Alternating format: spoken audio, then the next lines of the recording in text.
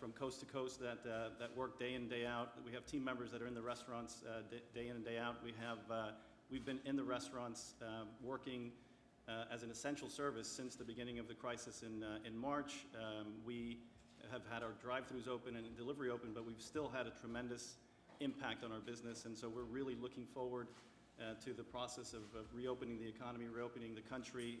We already have about 1,000 locations around the country that have started to open the dining rooms with reduced capacity. We've added PPE, we've added safe and social distancing in the restaurants to ensure that people can come in. We have acrylic screens in the front counter. We have masks and gloves for the employees to ensure that everyone feels safe, our guests and our team members. I just wanted to thank the President, Mr. President, and your administration. I think you've acted quickly, swiftly, and with good measure. The CARES Act and the PPP had a tremendous impact on our businesses. I think there's a lot we think that can do to make a very good program even better. One of the things that we've talked about as we were kind of chatting here is this idea of extending the 8-week deadline.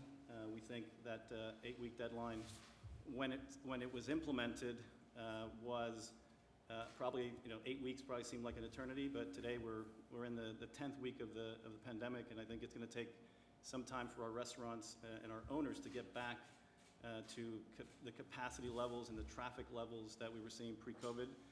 And so a little more time, we think probably taking it to 24 weeks would be appropriate to allow for restaurant owners that are participating in the program to be able to manage through and rehire the employees, which is what the purpose of PPP was intended for.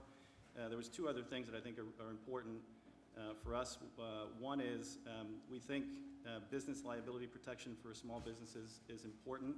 We're going to see potentially with the reopening of the economy, with the reopening of small restaurants, we're going to see frivolous, I think, and unfounded lawsuits against restaurant owners, against small businesses that are trying to do the right thing, trying to survive and trying to keep their businesses going. So we firmly believe that protection from these types of frivolous lawsuits would be helpful.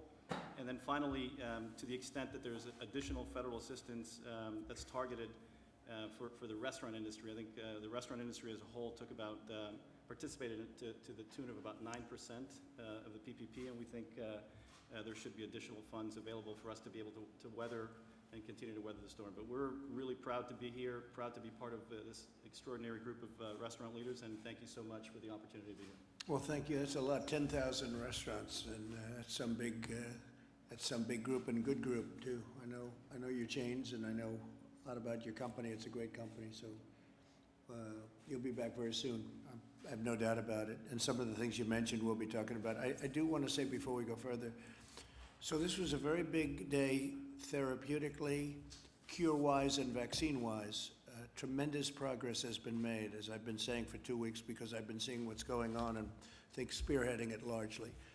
And this was a some big announcements are coming and have just come out, and the market's up almost 1,000 points. You'll check your market. I'm sure you did before you walked in the room, but I imagine your company's doing better today than it was a week ago, right? We're focused on the profitability of our franchisees. That's my focus. Okay, good. So what we have is big announcements coming. Big announcements have already come, and tremendous progress has been made therapeutically, cure-wise, and also, obviously, vaccine. To me, therapeutically and cure is more important than vaccine because it's immediate. And if we have something, even people that are very sick right now, we try and expedite everything so it goes really quickly, really quickly, like let's get it going immediately. So if you have somebody that's not going to make it, if you have somebody that's going to pass away, going to die, and if we have something that we think works, we want to get them immediately into those hospitals or wherever the people are located. So that's being talked about also with the FDA, with Dr. Stephen Hahn, who's doing a fantastic job. And so we're trying to expedite things. But very importantly, just overall, what big news it is medically. We are so far ahead of where you would normally be just from a logistical standpoint. And that's the other thing. We're also gearing up and close to geared up because we have tremendous people in the military, so they'll be able to deliver service very rapidly. So a lot of good things are happening, and let's see what happens in the very near future. Steve, you have anything to say? Just want to add, Mr. President, that thank you for all being here. We appreciate how many people you employ as an industry and the special issues that we have, and we look forward to continuing to work with you. Good, thank you very much. How are you doing on deductibility, Steve? How's that going? Good? Good, please. Thank you, Mr. President. Really appreciate you gathering us here today. This is a great representation of restaurants from across the country. Jose with his 10,000, my 2 on Bourbon Street. I am the president and CEO of Gallup. We've been there since 1905. Yeah, right. And, you know, restaurants are the cornerstone of so many communities. Where some big business is absent, restaurants are there. And we employ so many people. We just appreciate how swiftly y'all have acted to bring relief our way. We think with just a few small changes in cover period and length of the cover period on the forgiveness of PPP, we have a real great opportunity. And, you know, just the very nature of restaurants in general, we rely on social interaction. So it makes us really unique that we were hit hard quickly, and it's going to make our comeback really difficult. That being said, I'm glad to hear your news. Yeah. That there's Well, my some- news negates what you just said, because you would be back into business like you had it. Yeah. No seats lost, et cetera, et cetera. So Yeah. we'll see what happens, but it certainly negates it, yeah. Yeah. So, you know, in the interim, we appreciate the opportunity to be in front of you. Longer cure periods on the test periods on the loans would be incredible. You know, a city like New Orleans, we have 1,500 restaurants, but only 400,000 people. And so when you look at that, how do we survive? We survive with leisure and business travelers. 19 million visitors last year. And that being said, you know, it's going to take us a little time to ramp back up. So we're looking forward to that period of time, and we believe that you guys have the opportunity to help us. We greatly appreciate it. We've survived Hurricane Katrina. We've survived the BP oil spill. Yeah. Restaurateurs are a resilient group, very tenacious, and so we're there, and we appreciate your help. So your area was amazing because it was hit hard, but it was very late. We didn't think it was going to be hit at all, and then all of a sudden it spiked up after you had a certain event. Yeah. And who knows what caused it, but maybe it was that. Yeah. And then it's doing incredibly well right now. It's really down at a low Yeah, number. we've made great progress. The governor's done a really good job. That being said, you know, 25% capacity is tough. To literally think agree. that this week when we reopen at 25%, we'll lose No. more money than last week because now we're incurring expenses. You got to get 100%, okay? Yes, You got sir. to get up, and I hope it's going to be up very fast. I hope the governor does that pretty quickly. Let's see how it goes. A lot has to do with what I said in my opening remarks. Ivanka, do you have anything to say? I know you like this industry. Well, I've spoken with many of the people around this table over the course of the past several weeks and beforehand, and I do think it's worth noting the Paycheck Protection Program has given restaurants alone, that industry alone, over $30 billion of relief, representing 250,000 restaurants nationwide, and that's just where we are today. So the feedback has been tremendously helpful.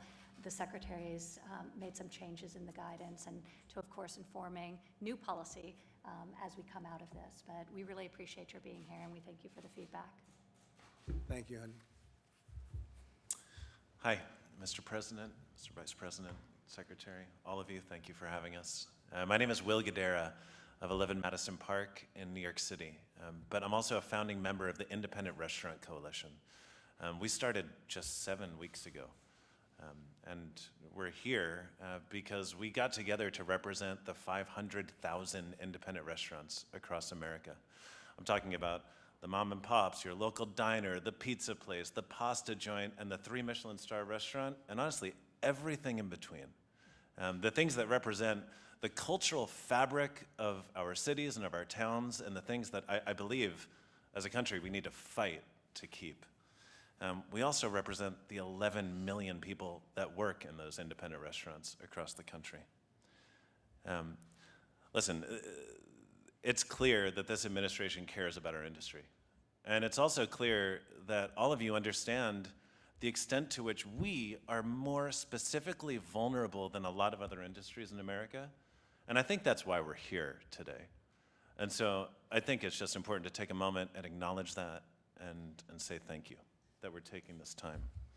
Thank you, Will, very much. PPP is important, and the changes that have already been talked about and are going to continue being talked about today are very important. And if those changes are made such that people feel confidence that they can spend that money and have it forgiven, I think that will be the thing that allows our restaurants to reopen. That said, we need something more than that that is specific to independent restaurants in order for our restaurants to stay open. Everyone here knows that last month alone, I think in the first half of April, more than 1 out of 4 people that applied for unemployment were restaurant workers. 1 out of 4. It's just insane. And so we've put forward a plan to members of Congress and to this administration that we put forward because it'll put all of those people that are currently unemployed back to work, such that by the 3rd quarter of this year, we're going to be looking at unemployment reports that are astonishingly good, not to mention the supply chain that we represent. If restaurants go down, the commercial real estate industry, the farming industry. And so our plan helps bring unemployment back to where it needs to be, and it supports a lot of our other industries that rely on independent restaurants for their survival. And so we appreciate being here. We'd love the opportunity to talk more about this. I know that in times like this, a lot of people have their hands out. I don't take that lightly. I do believe that independent restaurants are more vulnerable than most and a really important part of this nation, and I don't want to lose them. And so we appreciate your consideration and your support. Okay, thank you very much, Will. Appreciate it. Larry, please.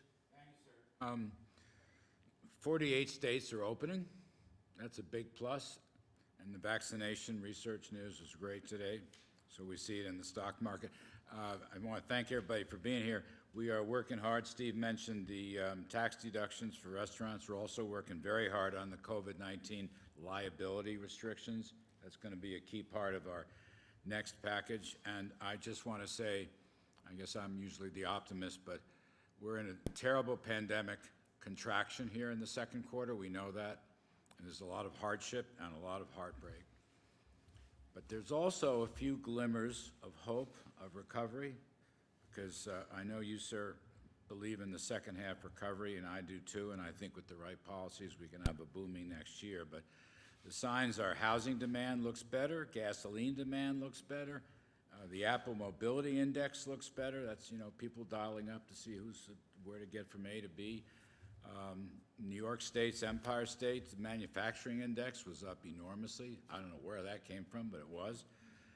Unemployment claims each week look terrible, but they're a lot less terrible, from 7 million to 3 million. So there are some glimmers of hope. Kevin has some data on better credit card numbers. So it's a tough haul, but I think things are starting to turn. That's my take.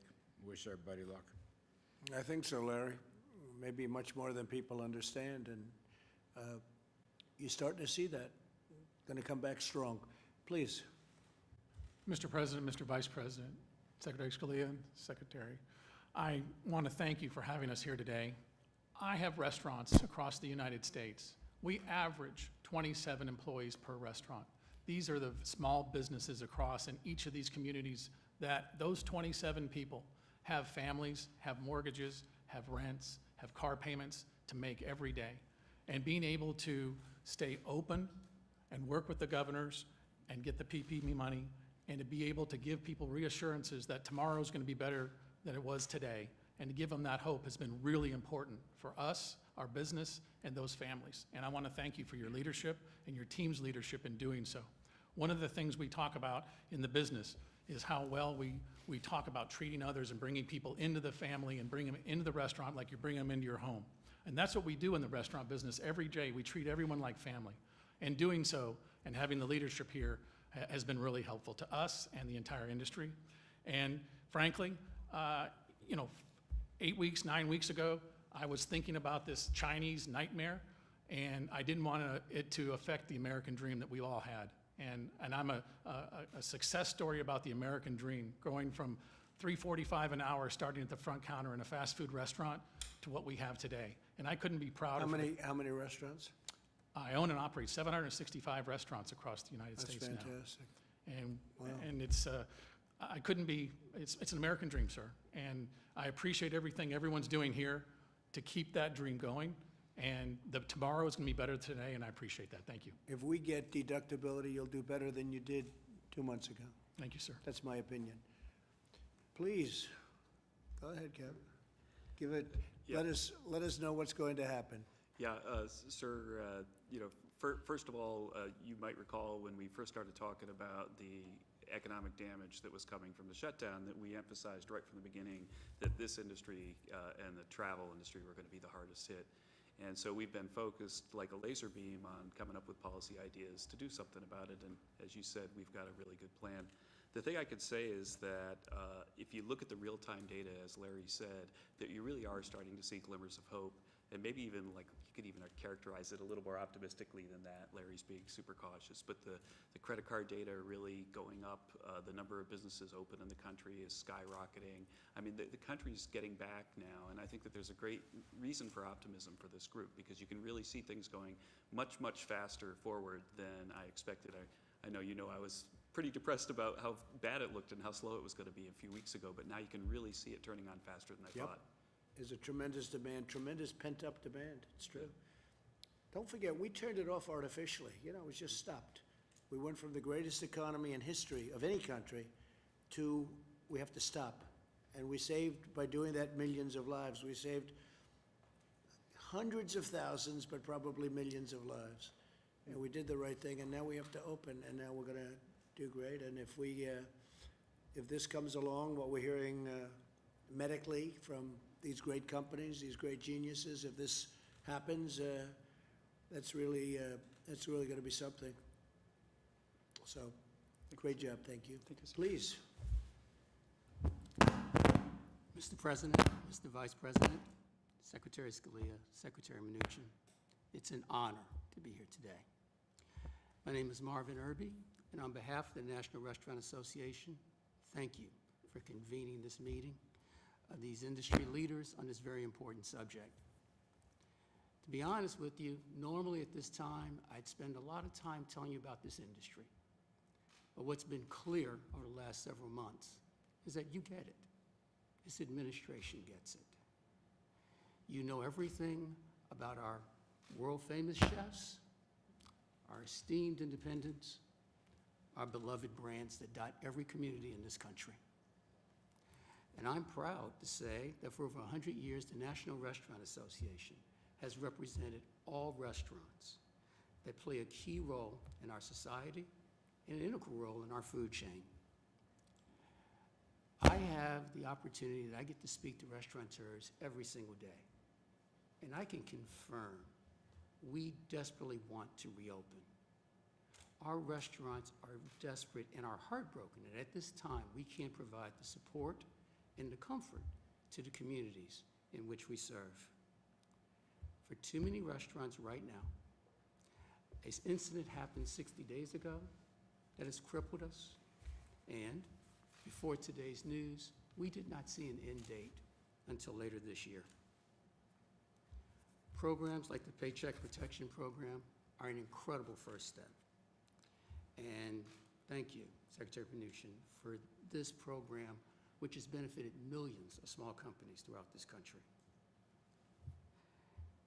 We also appreciate Ivanka Trump's dedication to our industry, and I personally want to thank you for the time you've taken to talk to our board over the last months of this crisis. Mr. President, the Payroll Protection Program would be a godsend if we could make one change, if we could extend the time that we have to spend the proceeds. In too many communities today, the 8-week period is simply not enough time. So how much time are you on? 24 weeks? How about 30 weeks? 30 weeks works. 30 How weeks about- works. How about 75 weeks? I know a couple of you'll never stop, right? I know a couple of guys in this room. Now, I understand. So you think it needs to be, what would you say would be a minimum length? 24 weeks. How much? 24 weeks. You need to give our smaller restaurateurs the opportunities to open, to begin to have demand, and bring back the employees. Is that, what were you going to say in terms of timing? Yeah, I think for the PPP fixes, if we could take it from 8 weeks to 24 weeks, Is that the, no, is that the term, yeah, more or less the term you're thinking about? and then move June 30th to October 31st. If those two changes were made to that program, it would change it dramatically. What's more important, that or deductibility? That. Yes. Deductibility is amazing, but it's almost like we need to build the house first. Deductibility is the thing that makes the house. Does anybody disagree with that? Because I think deductibility is the biggest thing you can possibly do. Mr. Does President, anybody, I think that if what he's saying is, if we could get the 24 weeks, which gets us to October 31st, basically, right? This allows us to get the young restaurateurs going and Yeah. spend the money that you intended for them so that we can get out and show them what a great job you guys are doing. but you're pretty unified on the number 24, right? Yes, sir. 24. Okay. And Go ahead, please, and the finish. best thing about it, it's no additional money. It's an extension of the current program. Okay.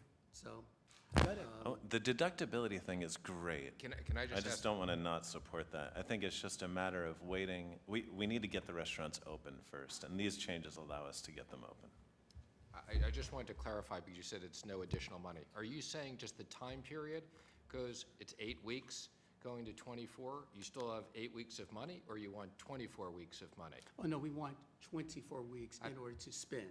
To spend the 8 weeks? Correct. Got it. Thank you for the clarification. We believe that if we elongate Is that that test. correct? Does everybody agree with that? Yes, sir. If we can elongate the test period, it gives us more staying power, and we can spend that money and really get where we need to be. Good. So, And what about the payroll tax, by the way? How do you feel about that? Is that a big deal? Yes, sir. That would be an extraordinarily big deal. Yes. And how does that compare with what we're talking about with the time period? Payroll tax? I would say deductibility, payroll tax deductions, all those things are spectacular, and we need them, and they would be greatly beneficial. But- We're viewing the PPP fix as what we need to So the get out of PPP the was rut. really a big deal. Yes, sir. So we hit it right. When we did it, we hit it right. Okay, thank you very much. Thank you. Am I doing wrong? It was such a big deal, sir, that we haven't laid off a single person, and there's 20,000 people that are paying their taxes, they're paying their bills, and they're doing all that every day. And without that, I don't think we would have been able to do that, sir. That's how big a deal it is. Great.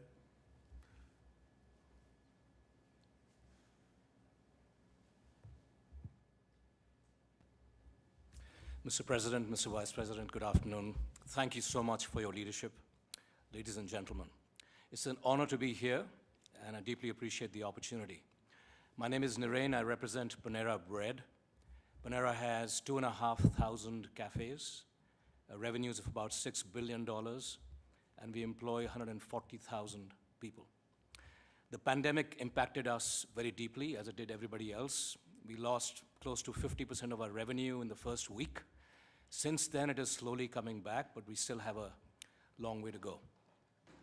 Now, the So health crisis. You got down by 50% or Yeah. more than that? 50 to 60% was the revenue decline. That's not bad.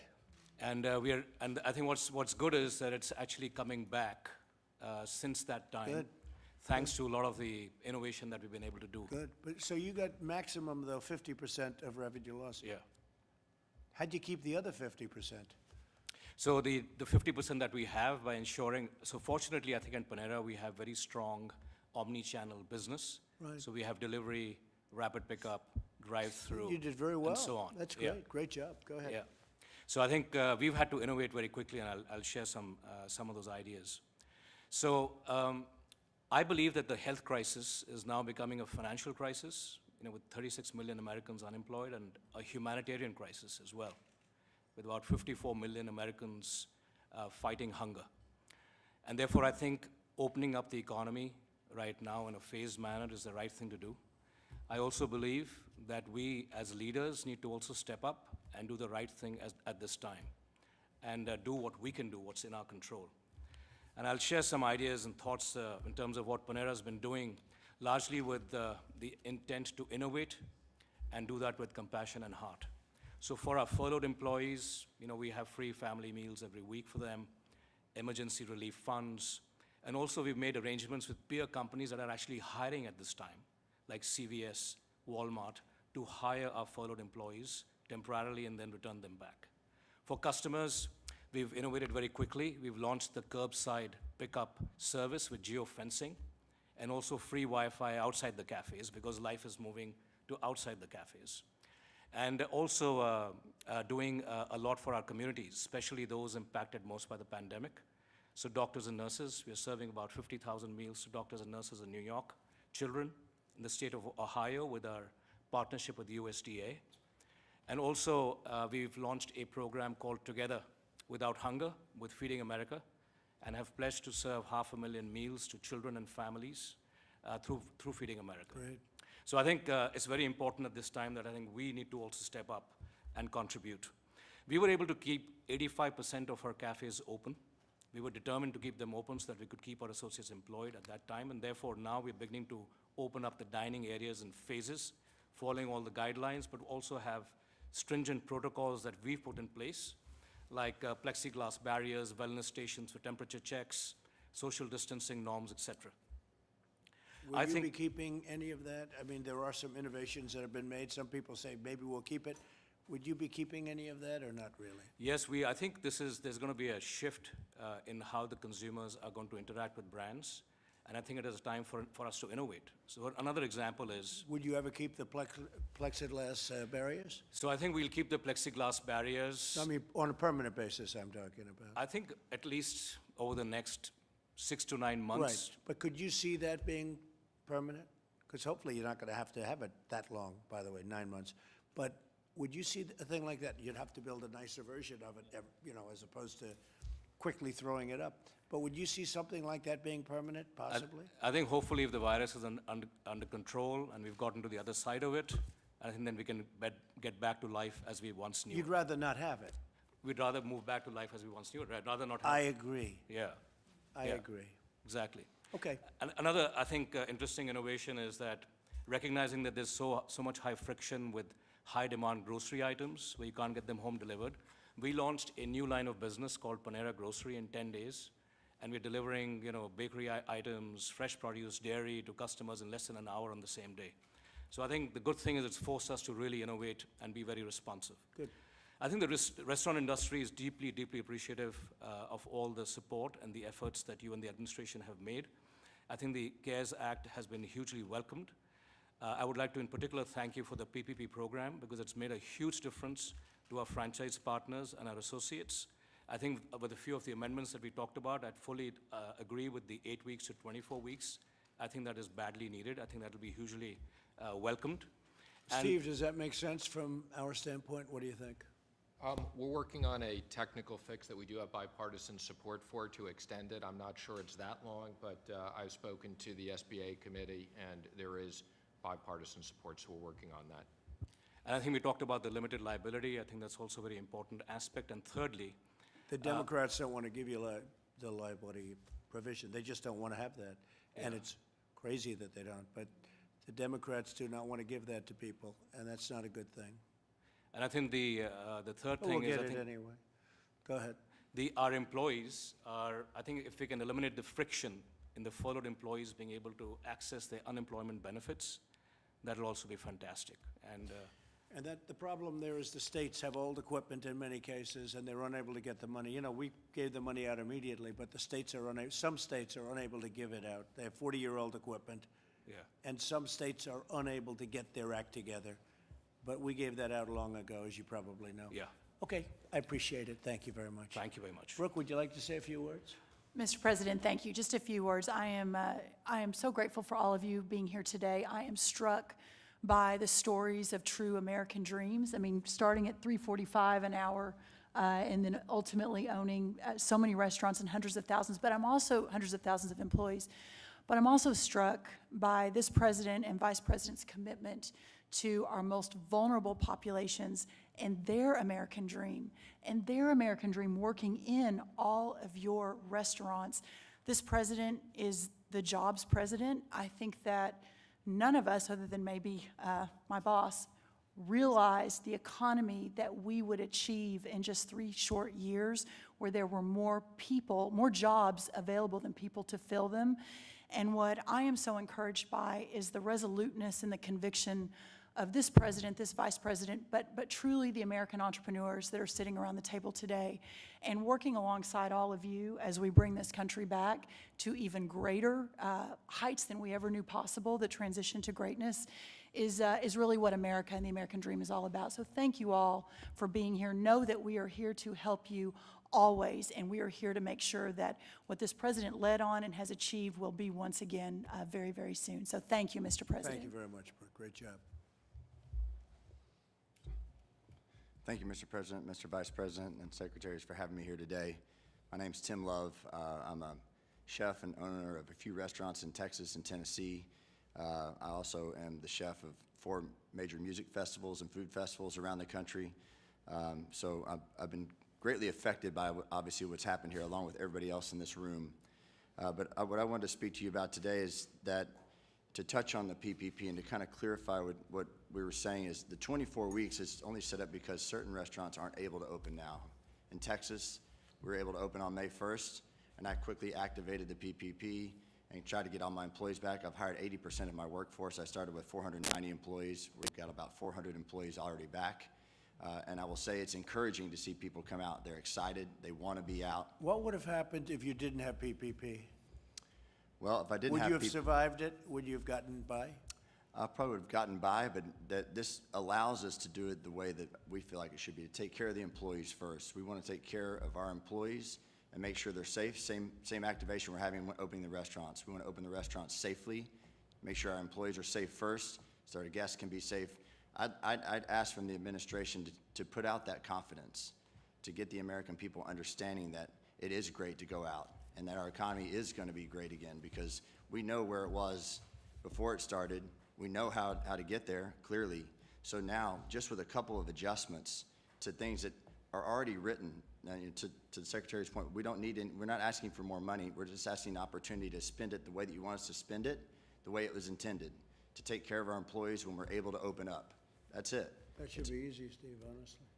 Yes, sir, Mr. President. I think you can take care of that for sure. We're working on it, Mr. That should President. be easy. Yeah. Okay. And so That's like one of the easiest requests I've ever heard, Larry. That's right. But that leads me to my next request.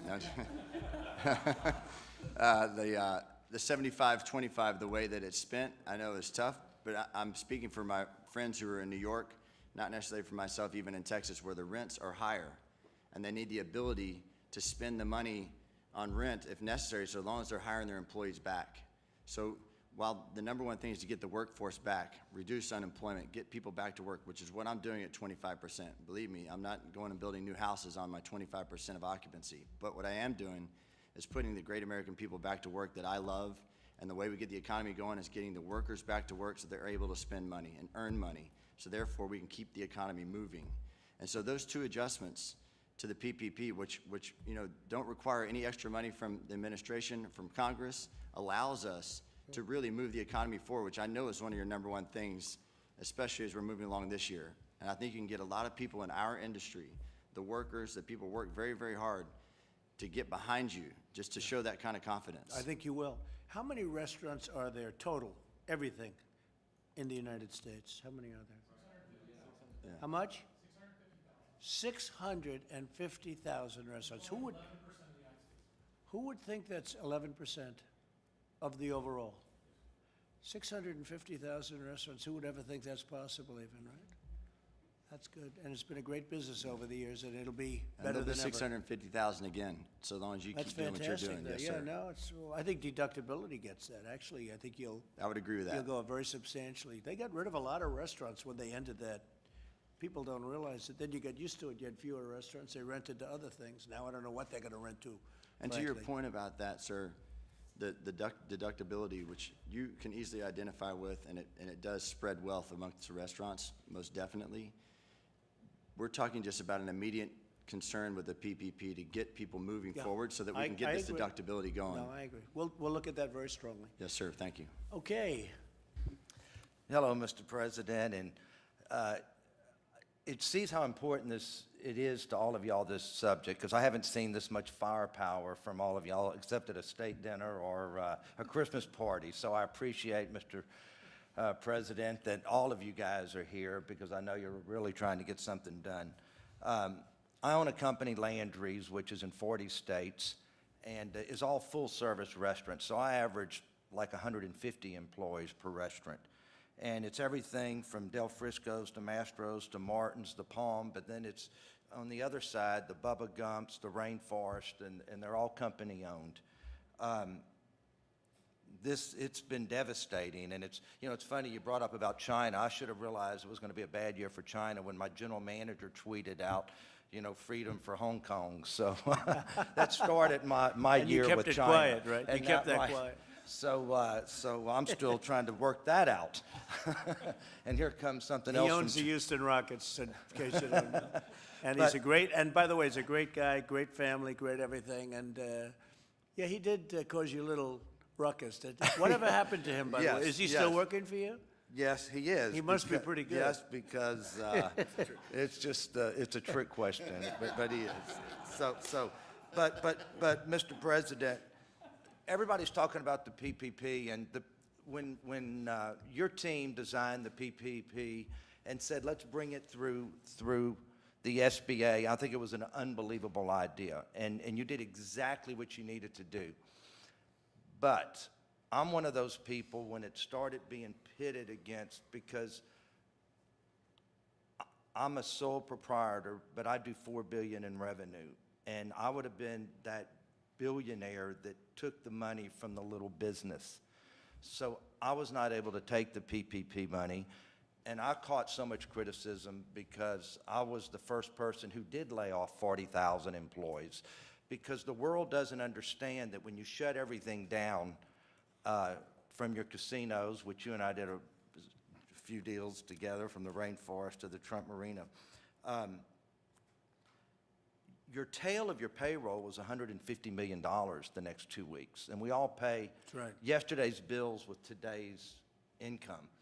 And I wanted to put 40,000 people back to work May the 1st, but couldn't take the criticism, and even from the administration there was some, that bigger companies shouldn't be taking this money. But I don't have the ability to put those 40,000 people back to work. So I just wish that, don't add any money, but just divide it up and So say. you're saying that because your restaurants aren't split up among thousands of people that own restaurants, and you have it yourself in the company? Yeah, that it would have been one person taking this money, So but it's a- but your team specifically wrote the bill for any restaurant under 500. This was for the restaurant business, Yeah. which has only got 9% of the money. But if you would just split it up, and I'm not saying add any more money, but add a category for the larger private restaurateur that could go out and take this money and put it in a different bucket, so it wouldn't be me taking this money away from the little beauty So salon. what happened to you then, Tillman? So where are you on that whole thing? How did you do with the Well, PPP? How did it work out for your company? I took the money and sent it back and did not spend a dollar of it because Because they found out you're very rich, and they said, what the hell? You know what? But I also was the first person that opened the leveraged finance market and went and borrowed $300 million Yeah. at 12%, where just 3 months earlier borrowed at 3% because I needed the liquidity to keep the company afloat. So what'd you do? You went out very early, right, for the money? And you found the market it was opened even at that early days? Yes, I borrowed $300 million to add to liquidity, but it wasn't enough to hire back all my employees, which I would have loved to have done with the PPP.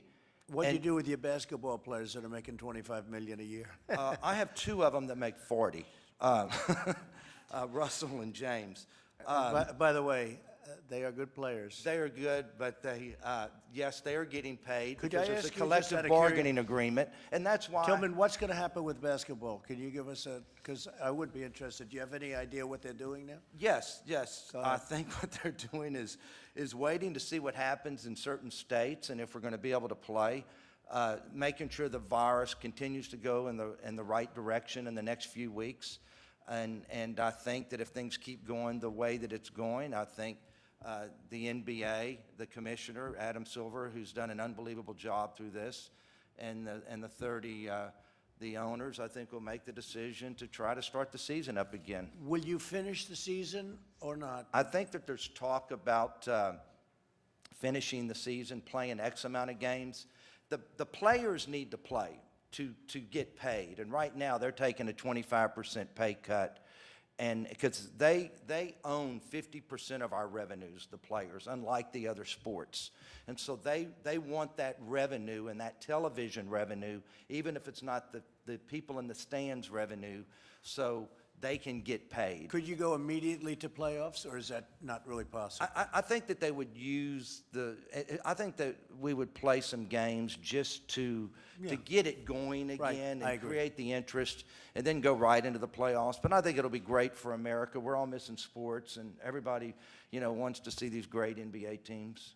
But Good luck with that. thank you. But just create a category for us, Mr. Secretary.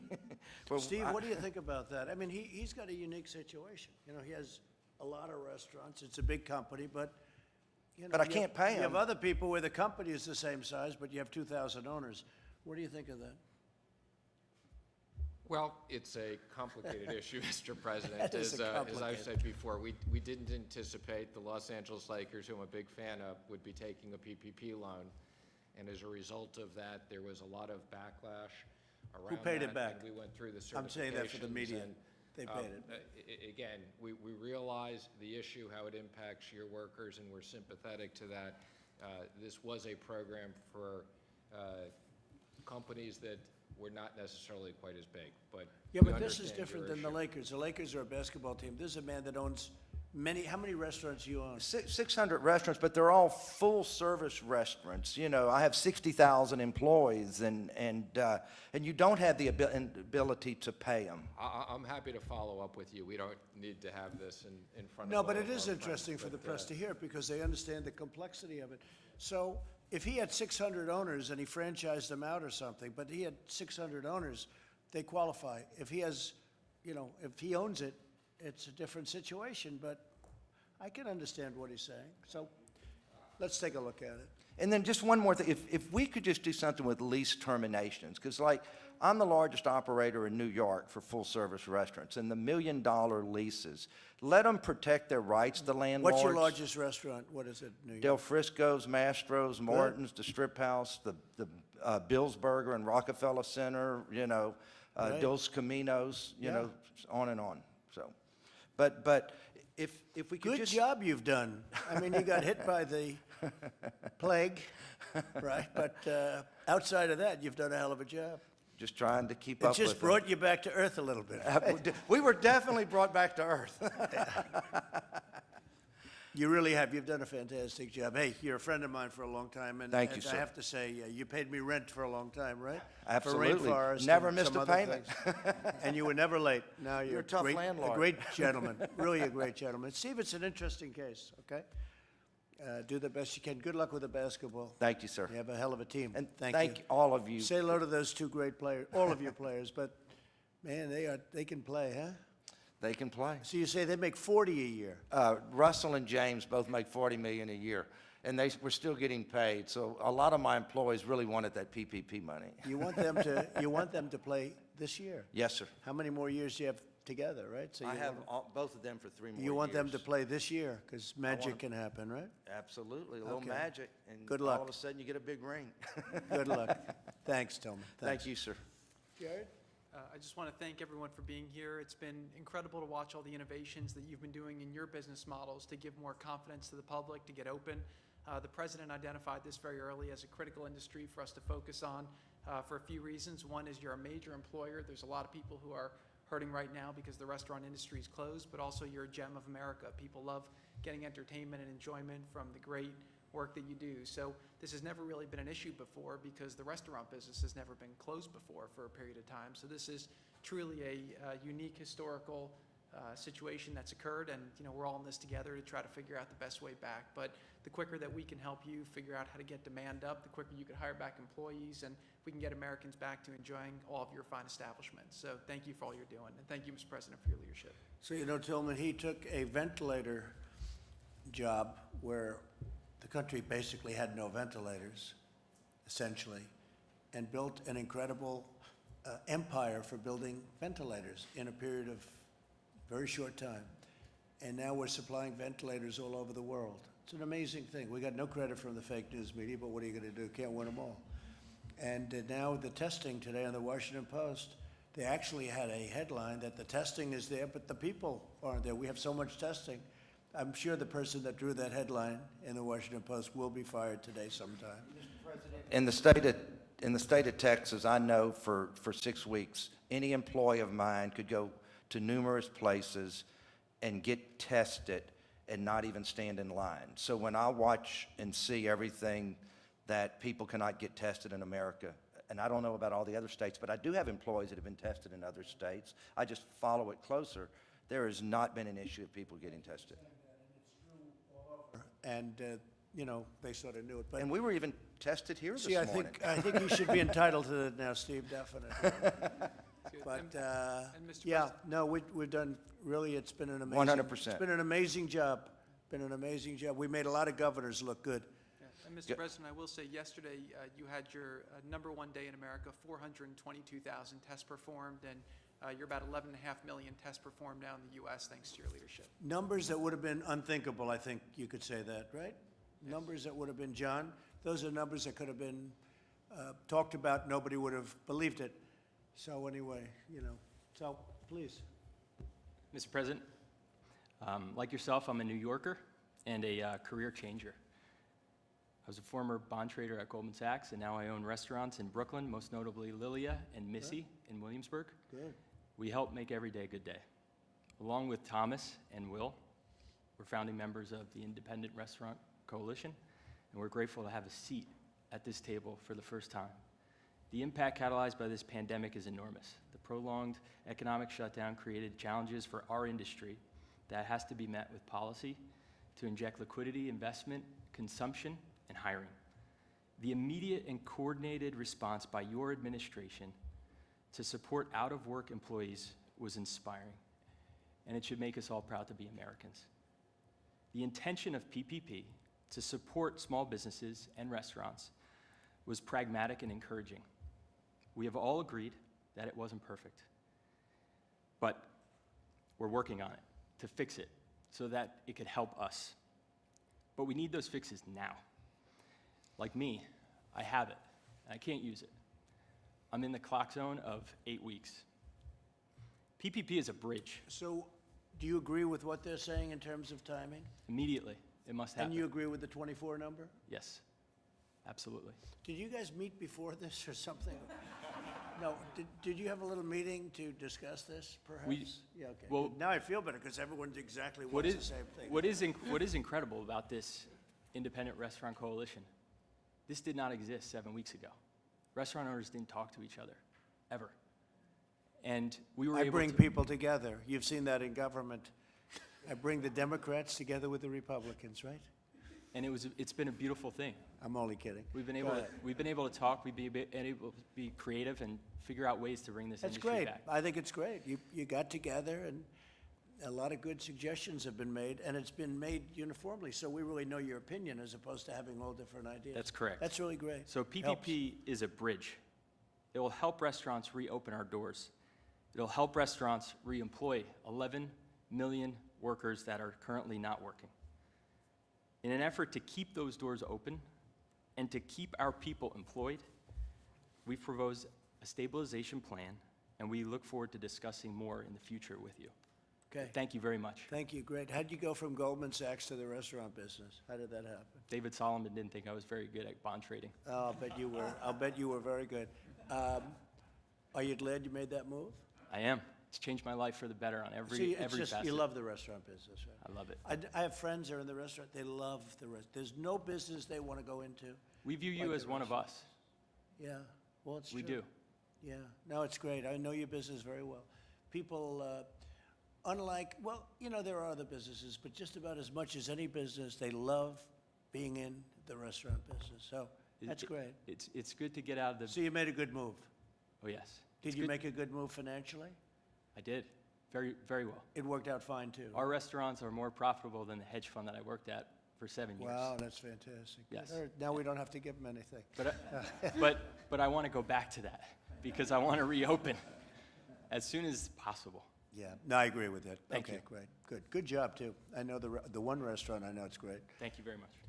Gene, this is a man of great genes. His name is Gene, and his father was a terrific gentleman. You know that, right?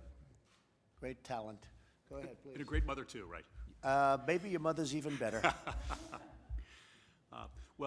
There are few industries where the workers have been hit as hard as in this particular industry, as Will was touching on. We announced 20.5 million payroll job losses, basically from the middle of March to the middle of April, and 5.5 million of those, more than a quarter, were in restaurants. Mr. President, you saw this coming. You acted with really extraordinary speed, and I think, as was said, generosity, among other things, in the unemployment benefit that was provided in the CARES Act.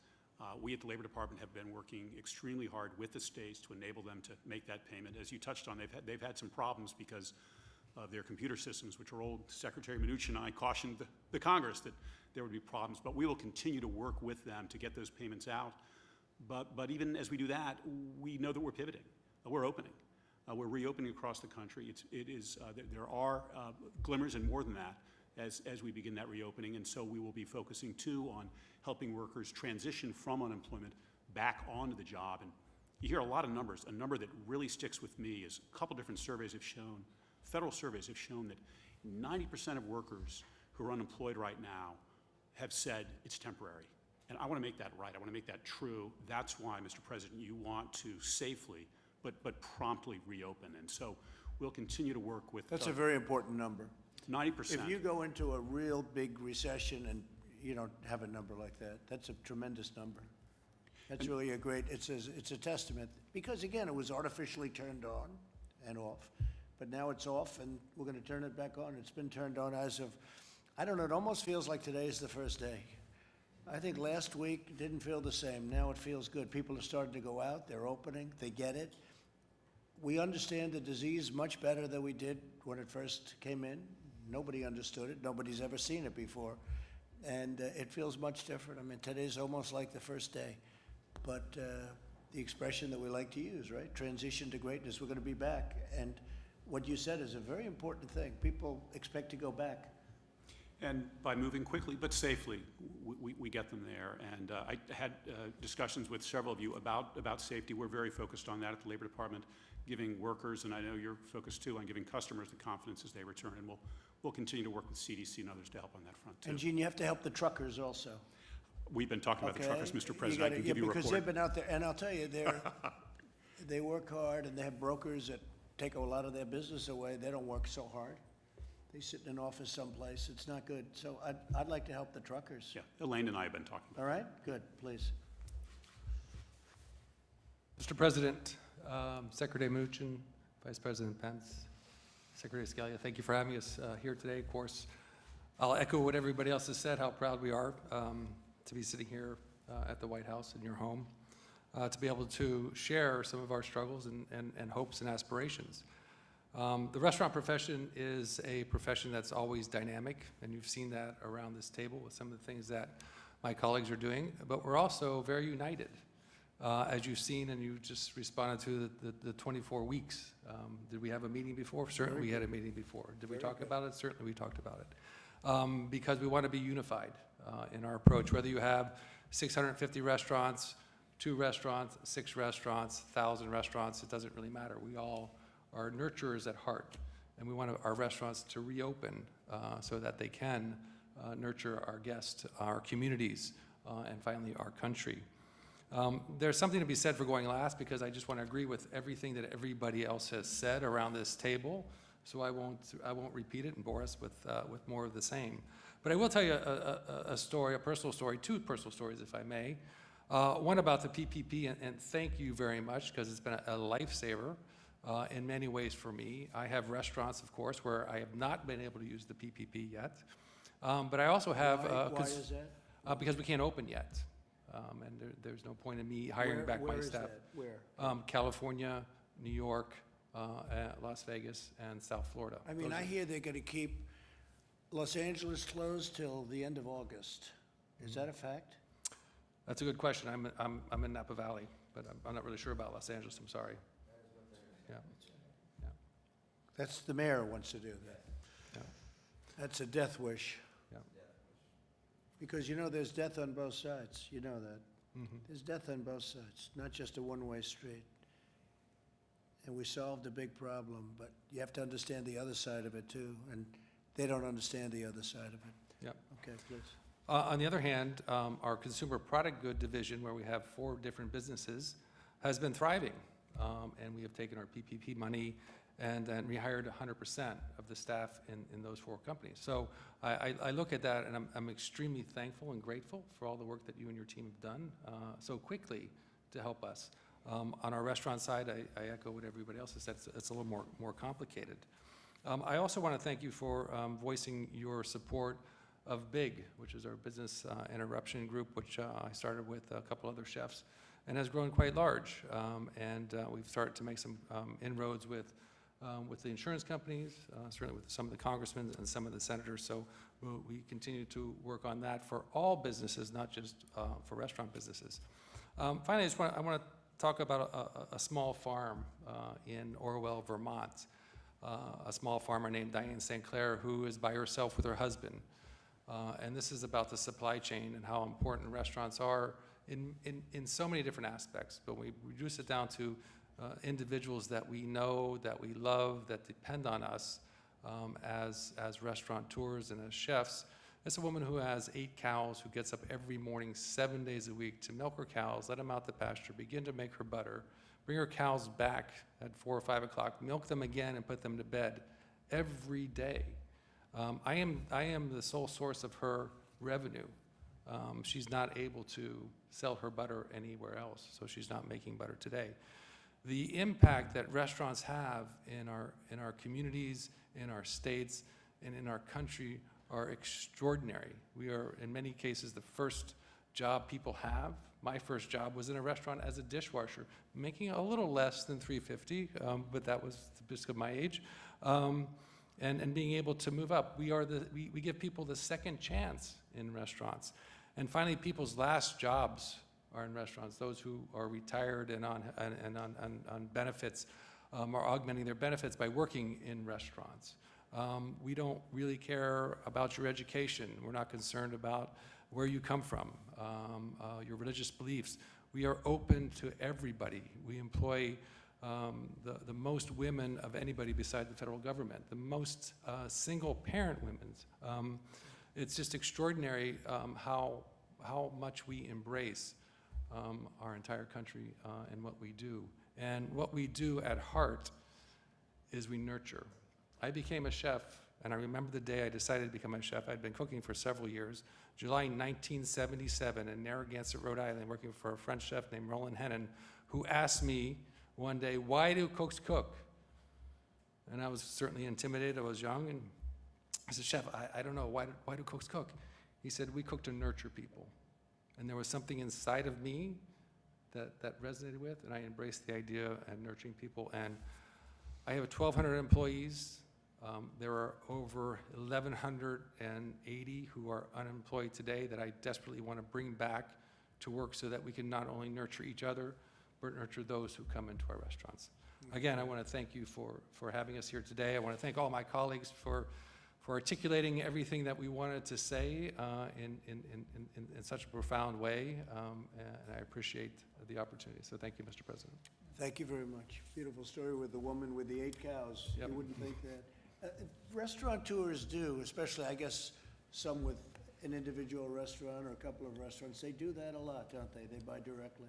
They do. Yeah, we support so many small farms around the country. I started an initiative called Big Hearts and Small Farms with 5 other chefs, just so that we can offer people an opportunity to buy some of the food from some of these small farms around the country. Tillman doesn't do that. I don't think you do that with your 8 cows, right? He doesn't do it. It's a little different, but Nah, it it's a goes great- from the it's a very great small to the very big, and that's what restaurants are all about, and I'm proud to be part of this community. What's the difference in butter? Tell me, the difference in butter between what she sells you and what you would normally be able to buy, out of curiosity. I don't want to, It is extraordinary because it is truly a seasonal product. So the butter changes flavor and color depending on the season. So in the in the spring, when they're eating green, when they're grazing on grass, green Really? grass, the butter is That's a beautiful fantastic. orange hue. And of course, in the summertime, it turns lighter because they're eating hay. So, and the Mike flavors just said there's no taste. comparison, he knows. It's just, yeah. There's a Indiana. tremendous difference in the No butter kidding, from. sir, it's good. Oh, And, yeah, and you it's extraordinary. probably pay less too, right? Well, I don't know how much I pay. It's not about how I mean, much I no, pay, but it's we- about supporting her and what she's trying to do. Right, but would you pay less, generally speaking, when you do those things you do directly with the farm? You know, when we deal directly with the farmers, I never talk about price. It's always about quality, because Yeah. we're about quality good. and building relationships with people. I've been buying Diane's butter for over 20 years. No kidding. She did tell me one time, I'll tell you a little story again if I can, that she had to raise the price of her butter. And I said, Diane, I really don't know how much your butter costs, but I appreciate you telling me this. And she said, but I also want to tell you why. And I said, okay, tell me why, Diane. She said, my son was accepted at NYU, and I need to pay for his tuition. This is what happens when a guest goes into a restaurant and spends $1. You're supporting all of these people. You're supporting this young man who's going to get a degree from NYU. Should I negotiate with her on price? Yeah. No. I think it's great. Thank you very much. Beautiful. Thank you. Okay, Mike. Well, I think the media wants us to go quickly. I Yeah, look at John, I'll he's over be, here. I'll go very quick. He wants to hit us with a question so bad. Well, thank you, Mr. President, and I have had the great privilege of sitting in this room alongside the President on many occasions over the last 3.5 years. I don't know that I've ever been more inspired by the optimism, the resilience, the love of what you do, and the people that you employ and the people that you serve than I've been today. So thank you all for sharing your stories. The President has brought together here our top economic team, the Secretary of the Treasury, the Secretary of the Labor, all the people that have been involved in standing up the whole of government response. But from the standpoint of the White House Coronavirus Task Force, let me just say thank you. This industry, 650,000 restaurants strong, had to make very, very hard choices. I want to assure you, you said, Sean, that you all consider the President to be one of you. And I can tell you, my friend considers himself to be one of you, and he always will. But he understood when we asked the American people, and we asked businesses like the thousands represented here, to shut down, to go to drive-through services, to find ways to innovate to meet your customers. We knew the sacrifices that were involved in that. The President directed our economic team to find a way, paycheck protection, to stand up and come alongside. But your decision, your company's decision to put the health of your employees, the health of your customers, the health of your community first, saved lives. And you are to be commended. On behalf of the President and all of us who've worked 7 days a week on this issue here at the national level, I want to say thank you. The President and I are going to dismiss in a few minutes, and we're going to go to our weekly call with America's governors. And I'm proud, as the President is, that as we sit here today, 48 states have announced plans to reopen. It was a month ago the President had our task force release a plan to open up America again. And America is opening back up. And I just want to assure you that the counsel that you have given us today will continue to inform ways that we can support not just this industry and the communities, but support your state's efforts to safely and responsibly reopen and put America back to work.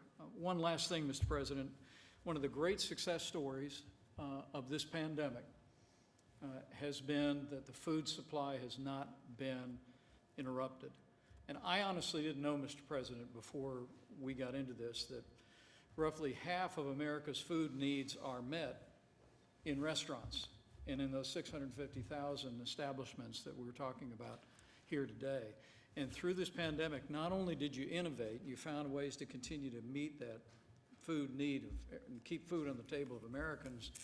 But I also heard just a week ago that it was restaurants that were transferring what you had in storage to your local grocery stores, to your local food banks, to make sure that Americans didn't miss any meals in the course of this pandemic. So for all those reasons, I say thank you, and just know that in this president and in this entire team, we are going to be partners with you, and we're going to bring back America and all of America's great restaurants bigger and better than ever before. And it's going to be sooner than you think.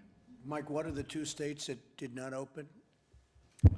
48 states have released plans. There's 2 that are, we expect them to be releasing plans very soon. Who are they? I'll get that to you before we talk to the governors. Is Connecticut? Can't do anything. So. It'll open. It'll happen quickly. So just briefly, the Paycheck Protection Program has delivered over $30 billion in aid to more than 250,000 restaurants. Up to 95% of that funding is going directly to the workers' payroll. You know that?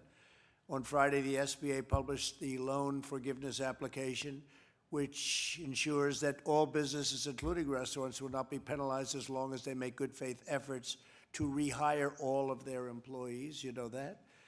I signed a bill providing federally funded pay to sick people that are sick and for family leave. So you have for sick and family leave, and that's a very important bill. So you have federally funded paid sick and family leave. And I think some of you are taking advantage of that. Businesses can defer paying income taxes until July 15th. We gave that extension. Business can claim tax refunds by deducting their losses from the 2018 through 2020 against taxes they paid for the previous 5 years. That's a big deal. And then, as you know, we're going to Congress, and this is more pertinent to what we're talking because you knew all of what I just said. You've been living through it.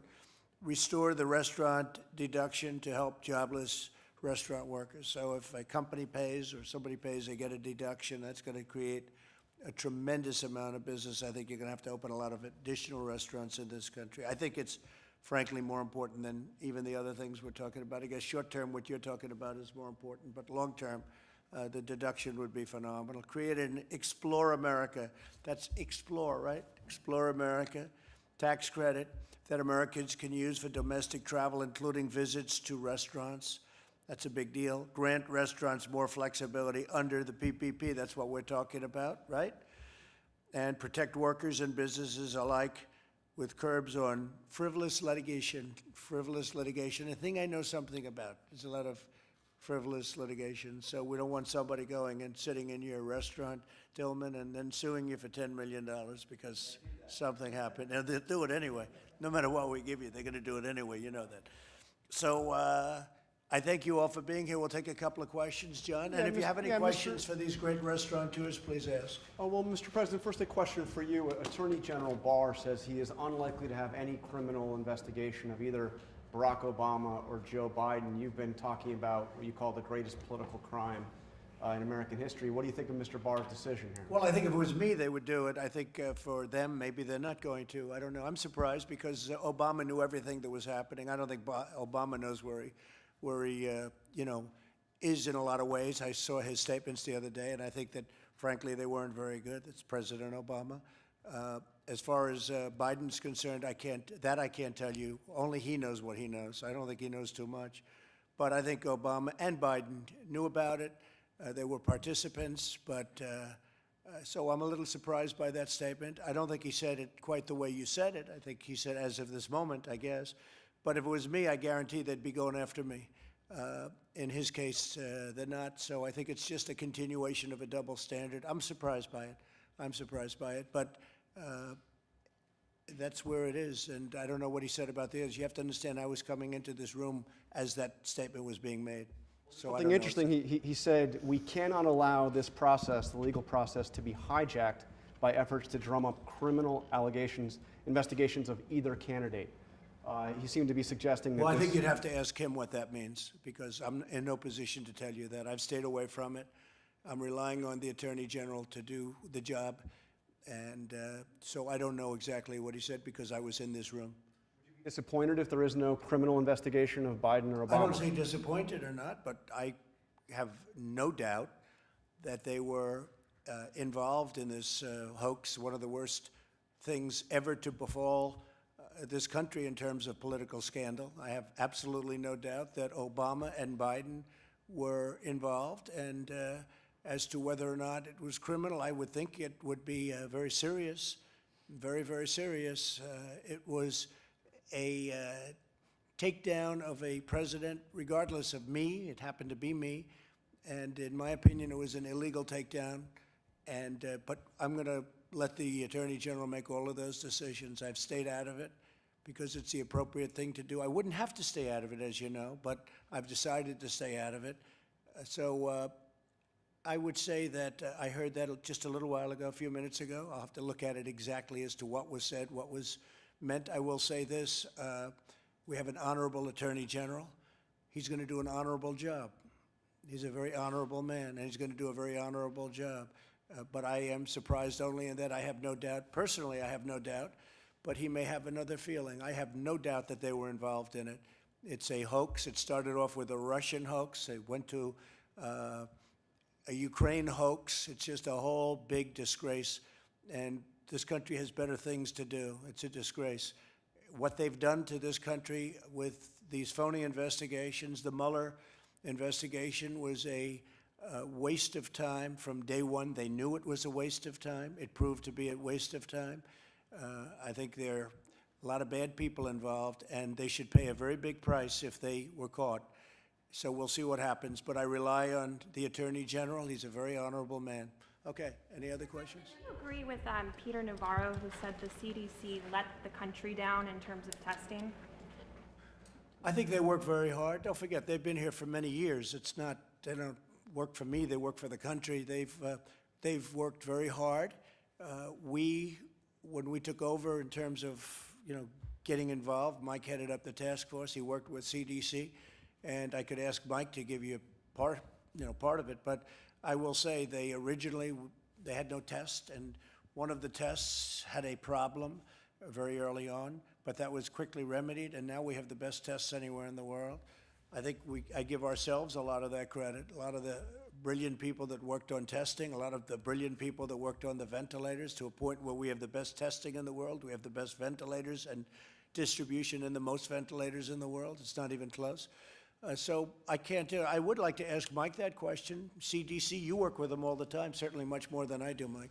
Oh, we do, Mr. President, and let me say, I think Peter Navarro's point was that CDC and our public health labs at the state level were operating with an arcane testing system, and it was one of the reasons why early on we brought in all of the commercial labs around the country. The president created a consortium of these commercial labs, and we reinvented testing in America.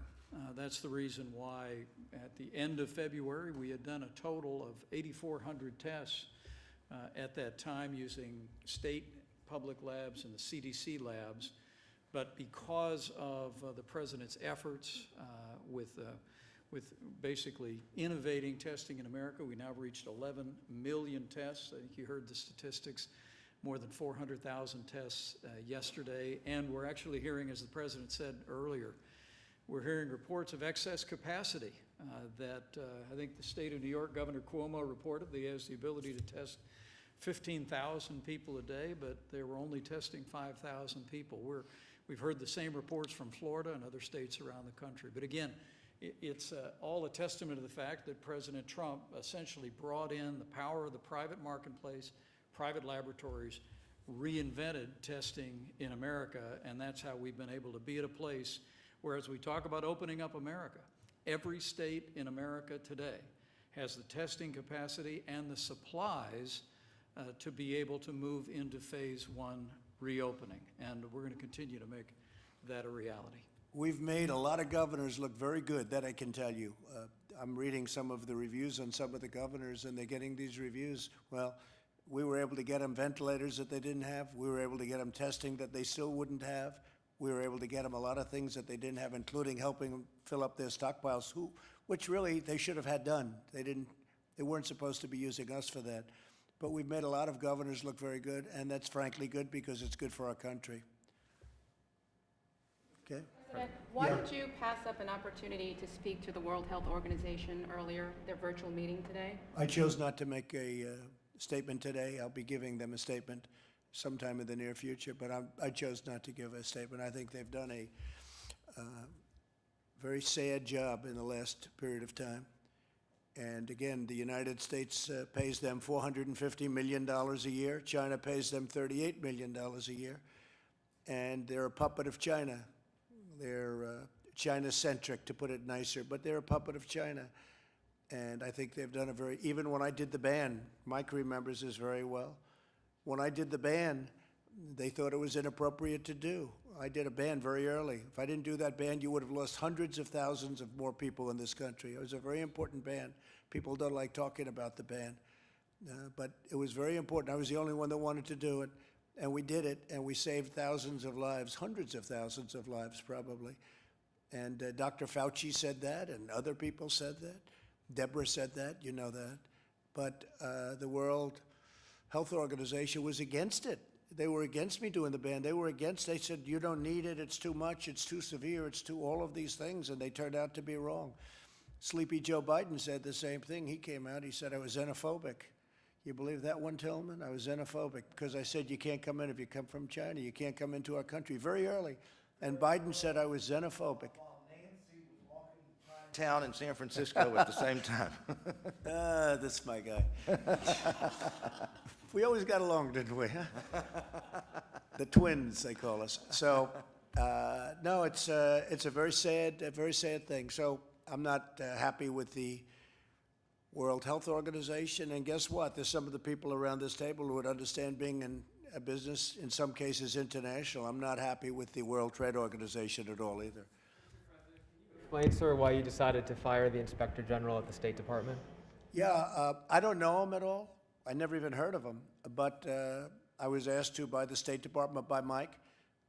I offered most of my people, almost all of them, I said, you know, these are Obama appointees, and if you'd like to let him go, I think you should let him go, but that's up to you. He's an Obama employee. I understand he had a lot of problems with the DOD. There was an investigation on him, on the Inspector General. I don't know anything about it. So I don't know him, never heard of him, but they asked me to terminate him. I have the absolute right as president to terminate. I said, who appointed him? And they said, President Obama. I said, look, I'll terminate him. I don't know what's going on other than that, but you'd have to ask Mike Pompeo. But they did ask me to do it, and I did it. I have the right to terminate the Inspector Generals. And I would have suggested, and I did suggest in pretty much all cases, you get rid of the Attorney Generals because it happens to be very political, whether you like it or not. And many of these people were Obama appointments, and so I just got rid of them. And you've got some criticism from Democrats in Congress who are saying this is a pattern of you trying to avoid having accountability. Yeah, I know. And if I didn't fire them, they would have criticized me too. They'd criticize no matter what you do. You know, if you have too many ventilators, they'll say, gee, he has too many ventilators. If you don't have enough, they'll say he doesn't have enough. No matter what you do, between that and their partner, the fake news media, they'll find something. No, I don't know the gentleman. I was happy to do it. Mike requested that I do it. He should have done it a long time ago, in my opinion. He's an Obama appointment, and he had some difficulty. But I just don't know who he is. I don't know. I never heard his name. Do you believe there is a role for Inspector Generals to keep an administration like but I think they yours have or to be anyone else fair. as accountable? Sure, but I think they have to be fair. And I think it's a death wish when you, and I told my people, I said, I think you should, you know, study your situation, but let us know. I think we've been treated very unfairly by Inspector Generals. I can go into instances, but I'm not going to do it now. But the Inspector Generals, when they're put in by Obama, just like it could be that if they were put in by me and it was somebody else's administration, especially the other party, it could very well be that you'd be treated unfairly. But we've had a lot of cases where we thought that was unfair. So, yeah, they asked me to do that. I think the big thing is that they should have asked me to do it a long time ago. You said you don't know him, sir. What was he doing that was treating you unfairly? I don't know. I don't know anything about him. I don't know anything about him other than the State Department and Mike in particular. I guess they weren't happy with the job he's doing or something. So because it's my right to do it, I said, sure, I'll do it. I've gotten rid of a lot of inspector generals. Every president has. I think every president has gotten rid of probably more than I have. A lot of our people kept the Obama inspector general, and I think generally speaking that's not a good thing to do, but they've kept him. But I told them for 3 years, I said, anybody wants to get rid of their inspector generals because they were appointed by President Obama, I think you should do so. Some of them didn't, but now they're doing, a couple of them are doing it now. Yeah, go ahead. Mr. President, isn't there at least an appearance of a conflict of interest if Secretary Pompeo is asking you to fire an inspector general? That that's I can't tell you. investigating- I don't think so. I think maybe he thinks he's being treated unfairly. Again, he asked me if that would be possible. I said, I'll do that, sure. I think it should have been done a long time ago, frankly. And this is a man that has had some controversy, this inspector general. But, so again, I don't know anything. I haven't even read much about him. I see that it's a little bit of a story, not much of a story, because everybody agrees that I have the absolute right to fire the inspector generals. I think they should have done it a long time ago. Yes, please. Mr. President, some of these executives today told you they expect the recovery to be a little bumpy, could take a little while. Are you forecasting a faster bounce back? I think they're forecasting a very fast bounce back. I mean, I see great optimism. These are big restaurant people that are really up on the business. They're very successful. They've been very successful. They'll be, I think, even more successful again, especially if we get deductibility. And no, I really enjoyed this. This was a long meeting for me. You know, normally I wouldn't stay at a meeting this long, Tillman, but I liked hearing about your great basketball team. I didn't know those guys got paid 40. I thought they made 25. That's interesting.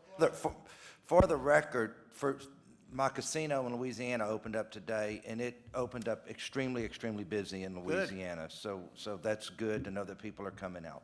So that's great. What you do works. You know, I've watched you for a long time, and what you do works. We're very proud of you. I appreciate it. Great job. Sir, you sounded genuinely surprised about this PPP extension proposal.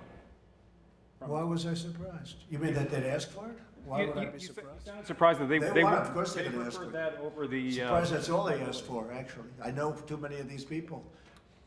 I'm surprised that's all they asked for. No, I think what they're asking for is very reasonable, Steve. You know, I mean, we're going to have to go and get it approved. And again, we've saved and we'll continue to save the restaurant business, and ultimately we'll be paid back many, many times because they pay a lot of taxes. You know, and they create tremendous numbers of jobs. Think of that, you know, 650,000 restaurants. Who would think that's even possible? You made a final decision to fully defund our contribution to the WHO going forward? Well, I have a concept because we paid 450,000, and somebody came out because we have different ideas. One was that, I mean, I could ask these brilliant people. So we help fund the World Health Organization. We use it like everyone else does. They gave us a lot of very bad advice, terrible advice. They were wrong so much, always on the side of China. China paid $40 million last year, and we've been paying $450 million a year for many years. Somehow that doesn't work out too well. So I was thinking about bringing our 450 down to 40. And some people thought that was too much. So we're going to make a decision fairly soon. But I think it's very unfair when we're paying 450. For many, many years, we've been paying 300, 400, 450, almost 500 sometimes. And we're not treated right. And we're not treated by World Trade. We're not treated right either, the World Trade Organization. China there is considered a developing nation. If you're a developing nation, you get massive tax advantages and other advantages. Well, I want the United States to be a developing nation then, okay? We should get the same advantages as China gets. Why should China get advantages over the United States? Because they got somebody to say they're a developing nation. And so that's under review also. Secretary Pompeo was reportedly under investigation both for having staffers do personal errands like walking its dog and picking up its dry cleaning, and concerns that he may have subverted the will of Congress with Saudi deals with Saudi arms deals. Are you concerned that he may have made this request to avoid an investigation? Well, I don't into know the anything Saudi- about it. I heard about it at the same time maybe you heard about it. I don't know anything about it. I mean, you mean he's under investigation because he had somebody walk his dog from the government? I don't know. Doesn't sound, I don't think it sounds like that important. I mean, you have a man that's supposed to be, and he's a brilliant guy, #1 at West Point, #1 at Harvard, I believe, Harvard Law School or close. But he was #1 at West Point, #1 at Harvard Law School, or very close to #1. And they're bothered because he's having somebody walk his dog, as you're telling me. I didn't know that. I didn't hear that. I didn't know about an investigation. But this is what you get with the Democrats. Here's a man supposed to be negotiating war and peace with major, major countries, with weaponry like the world has never seen before. And the Democrats and the fake news media, they're interested in a man who's walking their dog, and maybe he's busy, and maybe he's negotiating with Kim Jong-un, okay, about nuclear weapons, so that he'd say, please, could you walk my dog? Do you mind walking my dog? I'm talking to Kim Jong-un, or I'm talking to President Xi about paying us for some of the damage they've caused to the world and to us. Please walk my dog. To who? A Secret Service person or somebody, right? I don't know. I think this country has a long way to go. The priorities are really screwed up when I read this. Now, I don't know anything about the investigation, but you just tell me about walking a dog, and what'd you say, doing dishes? Saudi arms deals, sir. What Saudi arms deals? Explain. Congress passed a law to restrict sales to Saudi Arabia over certain arms out of concern over their use in the Yemeni crisis. So the question is whether Secretary Pompeo tried to subvert the deal with actions that he may have taken on. I don't think so. I mean, I think that when somebody pays us a fortune for, arms, we should get the deal done. I will tell you that. I don't know what you're talking about. I know this, that we have countries that want to buy our arms, and we make it so difficult for them that they end up going to Russia and China. And under my administration, if they're friendly countries, I try and make it as easy as possible. If they want to buy our fighter jets, and if they want to give us billions and billions of dollars, and they have other alternatives, including China, Russia, and others, I think we should make it as easy as possible for them, and we should take the jobs and take the money, because it's billions of dollars. And in past administrations, they waited so long that people wouldn't even want to do business with us. And one of the things that we've done, and we make the greatest equipment in the world by far, and especially now under this administration, because we've upped the scale a lot, as you know, and we've bought a lot. We've totally rearmed our military, $1.5 trillion. But if somebody wants to give us billions of dollars to buy an airplane, or a number of airplanes and missiles and all of the other things that we make better than anybody in the world, we should take the money and we should make the deals fast. I would certainly say that. Even if it leads to human rights Why don't you abuses. take your mask off? Just for a second, please. if it Don't re- worry about Jeff. Jeff, why don't you move out of his way so he doesn't infect you, please? Sure. I don't want you to become infected. Even if it results in human rights abuses, that was Congress's concern with these Human rights? abuses. I don't know. That I don't know. I mean, you tell me something that I never heard of. Now you're talking about human rights abuses.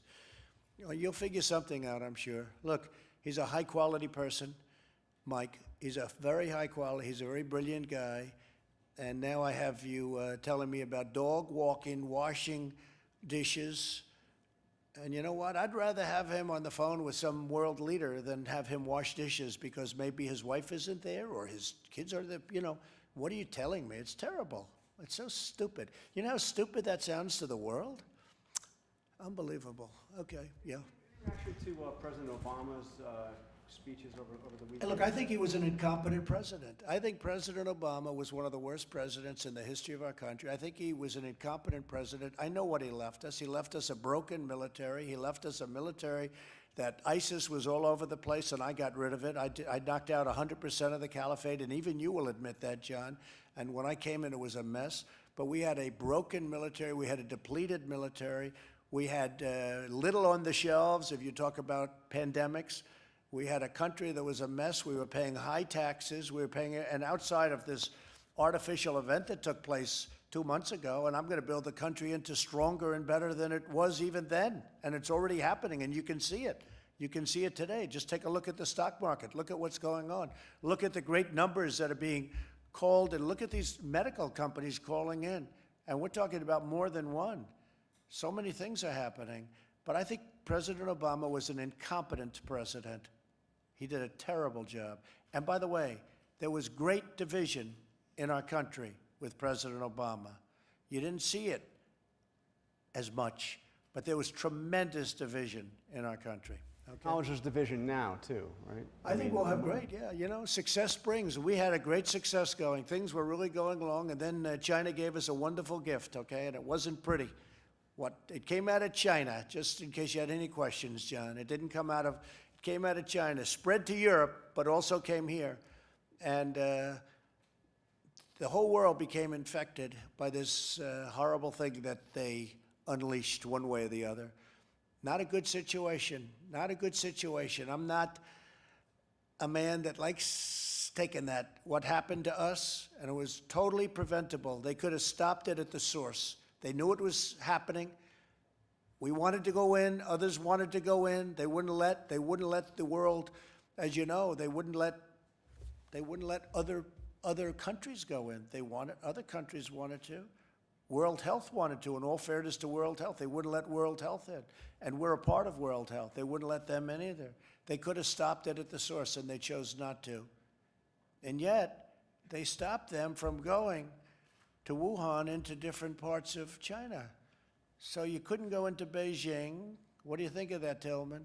You couldn't go into China, but I better not get you involved in the China thing. You got enough problems with... Restaurants in China are back, though. They are doing business. I'm asking an interesting guy that question. But seriously, look, they wouldn't let him into China, but they'd let him into Europe, and they'd let him into all over the world, including the United States. It's lucky I did the ban. That's all I can tell you. It's lucky I did the ban. Okay, how about one or two more? Yeah. How you're going to specifically make China be held responsible if... Well, I'm not going to tell you that question. Why would I tell you? Go ahead. Will they be held responsible? Will you take steps to hold China responsible? Should be held responsible for what they've done. They have hurt the world very, very badly. They've hurt themselves also, but they've hurt the world very, very badly. Yeah, they should be held responsible. Okay? You tweeted recently that this whole whistleblower racket needs to be looked at very Sure. closely, and it is causing great Sure. injustice. I had a fake whistleblower. Sure. I had a fake whistleblower originally. He was a faker because when he looked at he wrote down a conversation that was totally different from the conversation I actually had with the president of Ukraine. It was a fake whistleblower. And by the way, everybody knows who he is. He's a political operative. You know that. John knows who he is. You know him better than anybody, John, right? He's a faker, and he was a fake whistleblower, and it was a phony, disgraceful period of time. And we came out well. You know why we came out well? Because everyone recognized it for what it was, just a political witch hunt. But he was a fake whistleblower. He wrote a story that bore no resemblance to the conversation that I had with the president of Ukraine. Nothing whatsoever. And by the way, the Inspector General, he went by the whistleblower. He didn't want to see the conversation that I had. When he saw the conversation that I had, he said, well, that bears no resemblance to what the whistleblower said. Why did he look first before he ran to Congress? He ran to Congress like he couldn't get there fast enough with a whistleblower report. But when they offered him to see the actual conversation, and we called the head of Ukraine, and we said, we'd like to expose the conversation that we had, if you don't mind. He said, what was wrong with that? That conversation, as I say, was perfect. It was a perfect conversation. Not a thing said wrong. That's why we had, other than half a vote from Romney, and Romney's, loser, but other than a half a vote we had from Romney, I got 52.5% to a half. In the House, we got 196 to nothing, 196 to nothing. The Republicans were so unified, not because they all liked me, but because they knew this was a horrible thing that happened. But he was a fake whistleblower. He reported on a conversation that didn't happen, just like Shifty Schiff. Shifty Schiff went up before Congress, and because he has immunity, in other words, you can't put him in jail if he lies, because they have immunity in the halls of Congress, in the Great Hall. So he made a statement that was totally different from what I said. You know that. 8 times quid pro quo. There were no quid pro quos, nothing, 0. 8 times, over and over again. And he made it as though that was the conversation. But he knew that wasn't the conversation I had.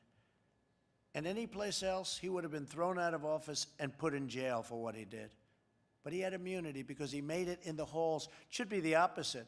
If you make a statement like that, if you lie, you should get double penalties, okay? So, you know, that's the way it goes. So you had a phony whistleblower, and this other guy with the hydroxychloroquine, okay? Well, he went out, and he's the one that approved the hydroxychloroquine. He's the one that signed the application. He also happens to be, if you look, see whether or not, I won't put it on me, I'll put it on you. See whether or not he was a big contributor to the Democrats. See whether or not he wanted the Democrats to win. No, there's a lot of bad things coming out about him. But you people don't want to write the news, you know. But if you look, but he's the one that signed the application, the very important form. He signed it. Now, if he doesn't believe in it, why would he sign it? And a lot of good things have come out about the hydroxy. A lot of good things have come out. And you'd be surprised at how many people are taking it, especially the frontline workers, before you catch it. The frontline workers, many, many are taking it. I happen to be taking it. I happen to be taking it. Hydroxychloroquine? I'm taking it, hydroxychloroquine. When? Right now, yeah. A couple of weeks ago, I started taking it. Because I think it's good. I've heard a lot of good stories. And if it's not good, I'll tell you right, I'm not going to get hurt by it. It's been around for 40 years for malaria, for lupus, for other things. I take it. Frontline workers take it. A lot of doctors take it. Excuse me. A lot of doctors take it. I take it. Yeah, I hope to not be able to take it soon because, you know, I hope they come up with some answer. But I think people should be allowed to. I got a letter from a doctor the other day from Westchester, New York, around the area. He didn't want anything. He just said, sir, I have hundreds of patients, and I give them hydroxychloroquine. I give them the Z-Pak, which is zithromycin, and I give them zinc. And out of the hundreds of patients, many hundreds, over 300 patients, I haven't lost one. He said, please keep pressing that, sir.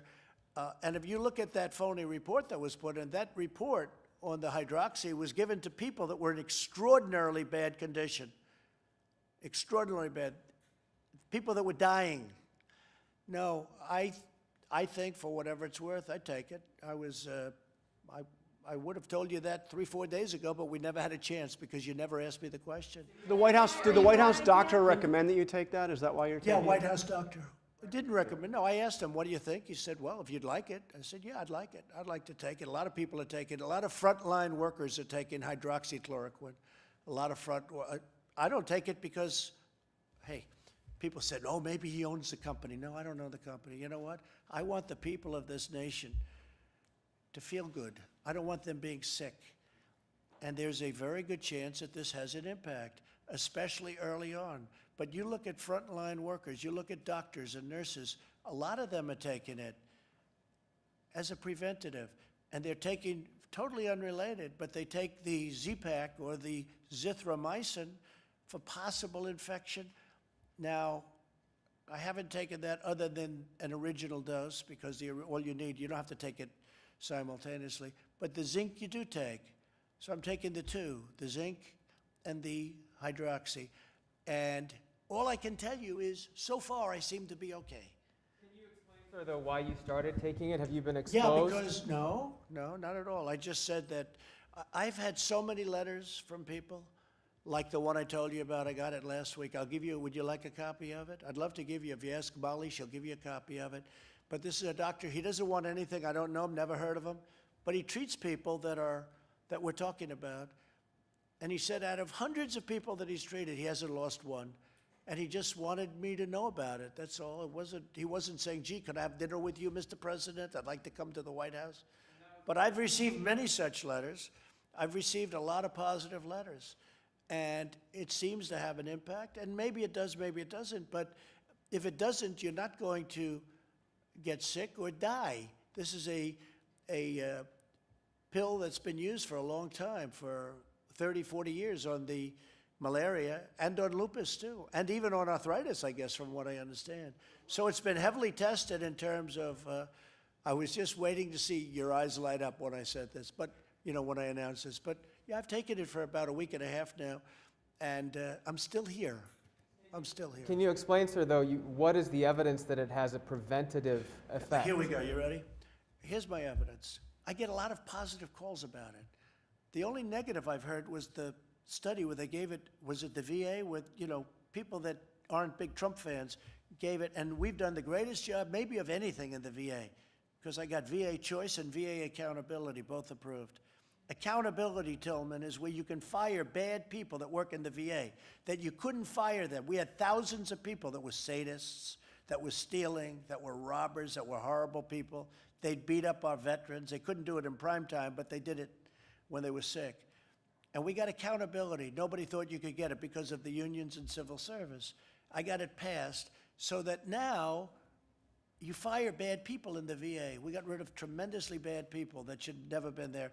But I also got, probably even more importantly, if you can say that, maybe not, VA choice. So if you have to wait online for a doctor, you go outside, you have a private doctor, we pay the bill. We work out deals with doctors. We have pricing. So you go out, you pay the bill. And it was a great thing that we did. So we've done a great job with the VA, but they had a report come out.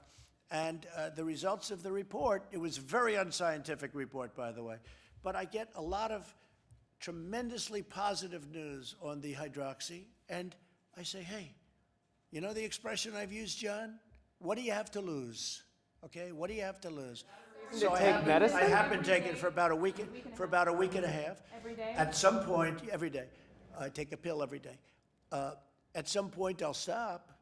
What I'd like to do is I'd like to have the cure and or the vaccine, and that'll happen, I think, very soon. And you've had no symptoms, sir? Zero symptoms. No, I haven't had any. No, I tested. I test every couple of days. They want to test me, you know, for obvious reasons. I mean, I am the president, so they want to test me. I don't want to be tested, but they want to test me. So every couple of days I get tested, and I've shown always negative, right? Negative. Is that the term you use for this, right? Negative. Totally negative. No symptoms, no nothing. But no, I take it because I think I hear very good things. Again, you have to go to frontline workers. Many frontline workers take it, and they seem to be doing very well.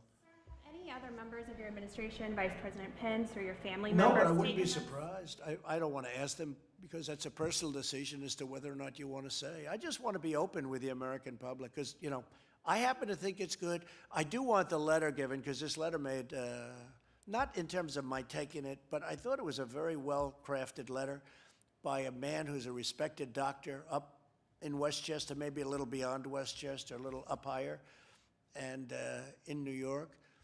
And he didn't want anything. He just wanted me to know the results of what he's doing as a doctor. And he was so happy with the fact that I fight for this stuff. And then we have this crazy whistleblower, this fake whistleblower get out and try and, you know, knock it. Who signed the application? He did all this, he did the signing. He was a believer at one point, I assume. Otherwise, he shouldn't have signed it. No matter who told him to, he shouldn't have signed it. Okay, one more question, that's it. Thank you all very much. Thank you, fellas. Thank you. Hey, Tillman. Thank you, man. You take care of you. In normal times, I'd shake your hand and hug you, right? Say hello to everybody.